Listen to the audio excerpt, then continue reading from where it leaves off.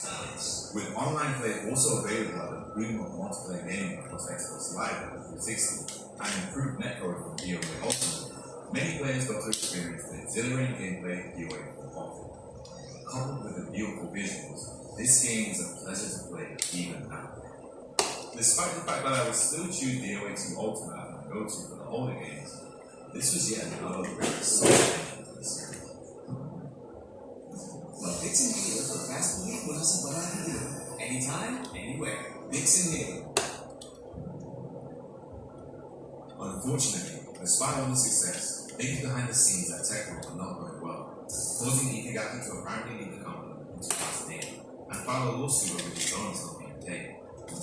In 2010, the lawsuit between Itagaki and Tecmo was settled, where Itagaki mentioned in a statement that the dispute was over compensation for his dismissal, meaning he was actually fired back then in 2008 before he could even leave.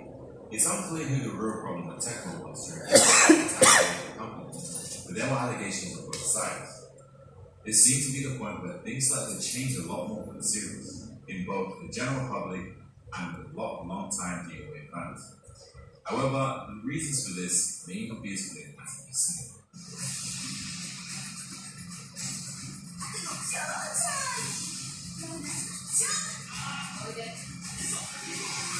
Moving on to 2012, Dead or Alive 5 was the next game in line for the series. From the first look, it went for a more realistic aesthetic, with the darker and gritty tone. Looking over at a lot of the early trailers for the game, Team Ninja really tried to emphasize the extremely explosive action, with brand new moves that caused short cinematic pauses in the fight, and even crazier stage hazards and transitions. This was the first DOA without Itagaki, led by a new boost, Yosuke Hayashi. And after seeing him playing the game, you can definitely tell, as he and the team built the engine for this game entirely from scratch. It's a weird situation, because I wouldn't say Itagaki's absence led this game to be so hard. In fact, I and many others have great things to say about this game overall, but I'll come back to that later.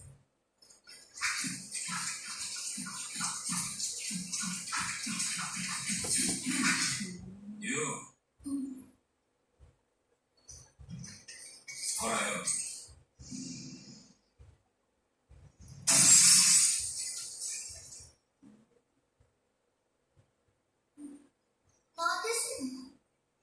According to Hayashi, the approach for this game was to tone down the sexual elements of the franchise's number and head in a completely new direction, focusing more on each character's personality more than their beauty, in an attempt to make them more appealing to the majority of players.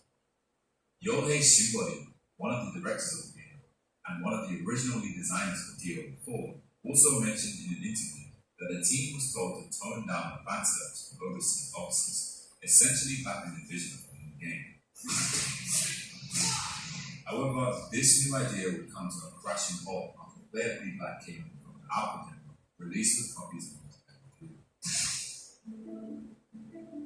Shibori claimed players demanded for the parts of characters to be bigger, disappointed that the game they loved was straying away from what it was known for. It was a surprise to me, but it goes to show for some of the players important to life of the series. In response to the complaints, the team decided to completely do a 180 on the original plans, and went ahead with adding fan service the fans requested in the biggest, most bodacious way the series had seen yet.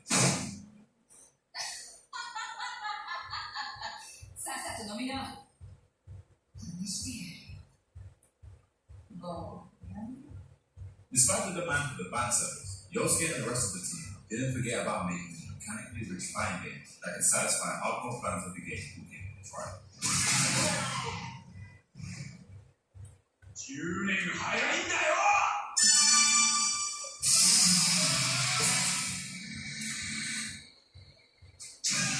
Yep, that's Akira from Virtual Fighter. In a crazy turn of events, DOA 5 features several characters from the franchise, those being Akira Yuki, Ai-chan, and Sarah Bryan. This was a really big thing for DOA, seeing as Itagaki and probably most of the team were major fans of the series, and DOA was initially designed in a very similar way to Virtual Fighter 2 back in 1996. As cool as it was, I'm not too sure of the impact this collaboration made, as by this time, these two series were already settled as very niche fighting games, with Sega only releasing new iterations of VF5 every so often for many years ago. Mind you, Virtua Fighter 5 was originally released in 2006.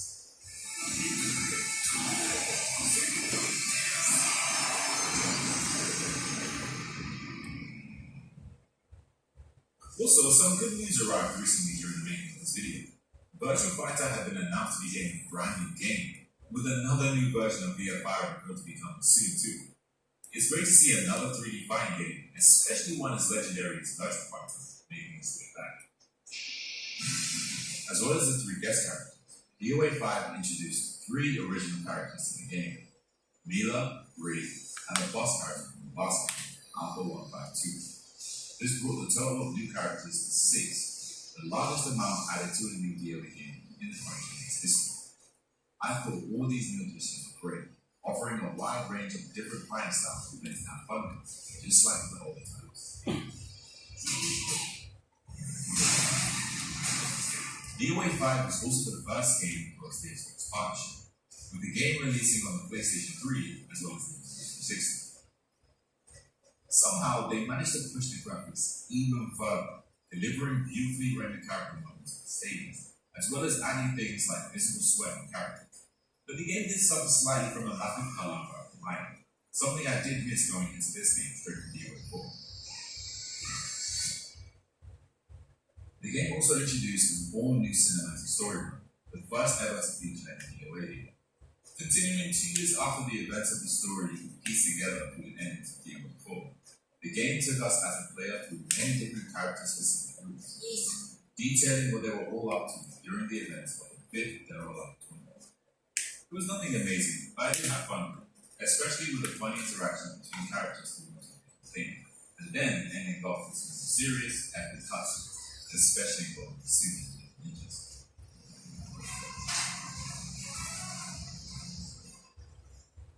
In terms of the gameplay, DOA 5 introduced a few new interesting mechanics to shake up the gameplay from previous titles, with a very big focus on cinematics during fights to make for a more dynamic viewing experience.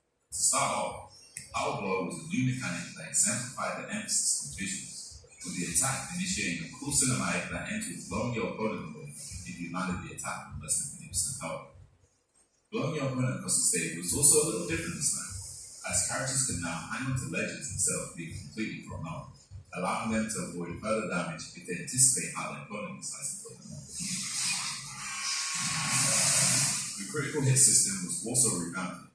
Once you got your opponent to the highest amount of stun before they fell over, players could perform a critical burst, which completely dazed the opponent, removing the ability for them to even use holds. This new state made it a lot more dangerous for defending players who didn't quickly make good reads on their opponent's mix-ups often, whether through holds or just blocking correctly initially. This was a cool idea that added another layer to your options as a combo. The game featured the usual game mode seen in every other game, with an improved online mode from DOA 4, albeit still not that great since it uses a delay-based net. As players would soon find out, this would just be the first version of DOA 5, as Koei Tecmo released several versions of the game as time went on. The first new version was more like a port than anything, with it being the version of DOA 5 for the PlayStation Vita, Sony's brand new successor to the PSP. I put a few hours into playing this version, and I have to say, I was really impressed. The graphics had been toned down to play on weak hardware, but the look and feel of the game is still very present in a single pack. It offered everything the original game on home consoles had, but also added a first-person fighting, where you could use the touchscreen to attack your opponent through taps and swipes instead of buttons, while also being able to take screenshots. I wonder what that was for. Moving on to 2013, an updated version of the game arrived on both the PS3 and Xbox 360 as an expansion named Dead or Alive 5 Ultimate. Co-director Yohei Shinboi claimed that this version of the game was a reflection of all the feedback given to Team Ninja from fans all around the world. He stood true to his word, as DOA 5 Ultimate featured a massive host of changes from the original game, such as reworking the online netcode, a complete character balance overhaul, a brand new fighting mechanic called Power Launcher, training modes from DOA Plus, a completely reworked attack mode to allow for more competitive play and 2v2 online fights, a jukebox mode where you can play music from old games, and more than double the amount of costumes from the original game, with a lot of the DLC costumes being ones you can simply unlock within the game. Over the course of the game's lifespan, many characters were added too, starting off with several new or redesigned playable characters, as well as a couple of returning. These characters were Tengu, Base 4, Marie Rose, Leon, and joining Hayabusa, two more Ninja Gaiden characters were introduced also, Momiji and Rachel, and to top it all, another virtual fighter guest was added, Jackie Brain, Sarah's older brother, who you may have seen before on social media.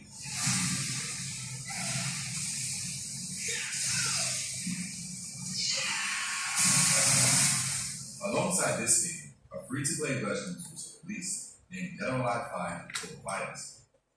Oddly enough, this was only released on the PlayStation Store at the time. This was a stripped-down version of the game with only 4 playable characters, but players were free to play most of the modes available in the full version as much as they liked, and were given the opportunity to buy specific characters they wanted to play as well as the option to buy the story mode separately. It was a better deal to buy the entire game, but the option was there to save money on this, and it was a good way to allow people to try out the way if they didn't play it. Speaking of money, although this game brought along a wealth of content, it did initiate the ongoing issue of Koei Tecmo's excessive use of microtransactions. You're not forced to buy anything, and it is purely cosmetic, but it got quite expensive very quickly. Finally, in 2015, the last version of Dead or Alive 5, appropriately named Lost Crown, was released. This version of the game released on PC and crossed over into the next generation, arriving on the PlayStation 4 and Xbox One, as well as returning to the PS3 and 360. The next-gen and PC versions came with various graphical updates and increased resolution, now running at 1080p 60 frames per second. Team Ninja also added the soft engine, which was designed to bring an even softer look to the characters' bodies. Yeah, seriously. Like with all new versions of DOA games, this version again came with a few new characters over the course of its lifespan. Honoka was a brand new DOA character who wielded a mysterious power on top of being able to use a lot of moves from other characters in the game. Raiden, presumed to be killed in the first Dead or Alive game, returned here as a revived cyborg, obsessed with fighting signature moves.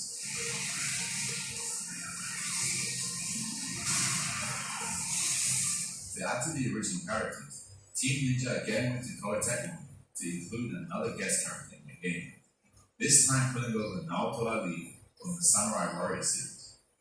Admittedly, I knew nothing about this character, but her over-the-top acrobatic moves made her a fun character to watch and play around.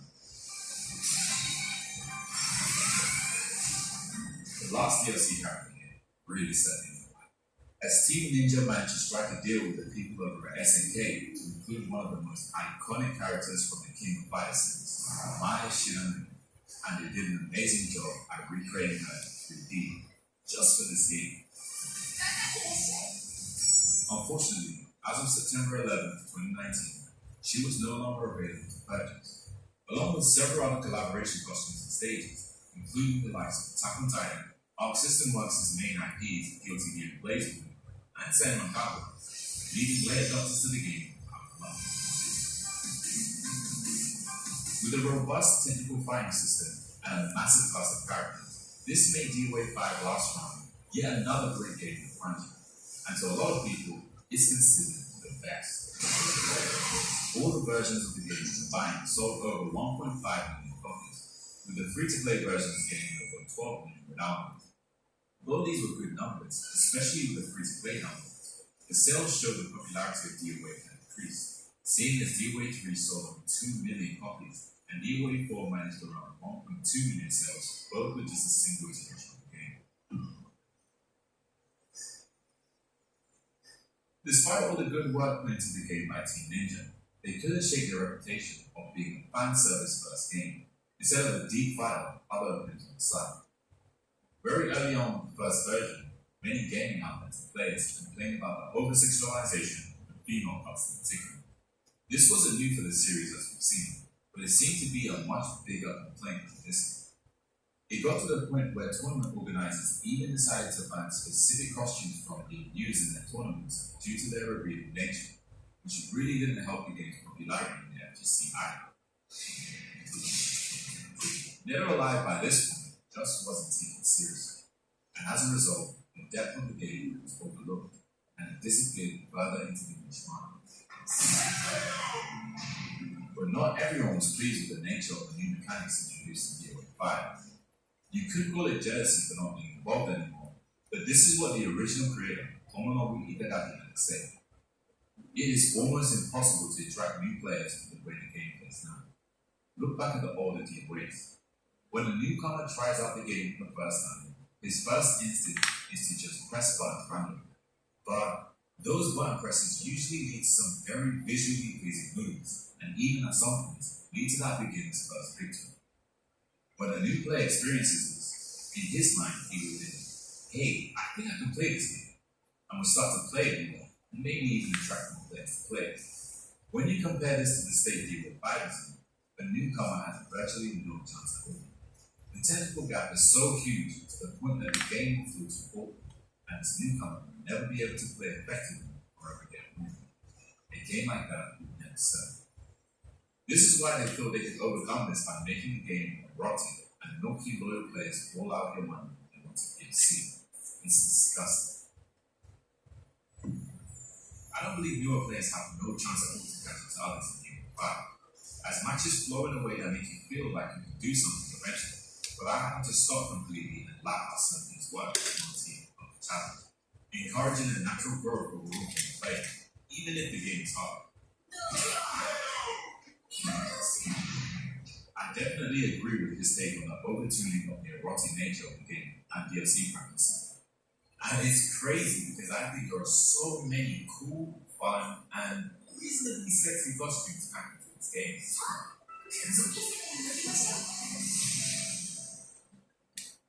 Itagaki himself made steps to regulate the erotic nature of DOA, leading him to create a completely different series of games under the franchise, inadvertently dividing the fan base, or possibly creating a new one together.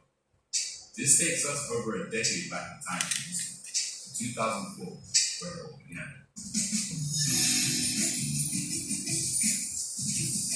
If you aren't already aware, Fire is one of the only genre games released under this franchise. In 2004, on the original Xbox, Dead or Alive Extreme was released, which was a game centered entirely around playing minigames on the beach with the entire female cast of Dead or Alive 3. I would like to read another quote from Itagaki in 2015, as I think it perfectly encapsulates why he decided to make this series. Everybody's a little bit better, even I'm a little bit better. But it was for that very reason I created Dead or Alive Extreme.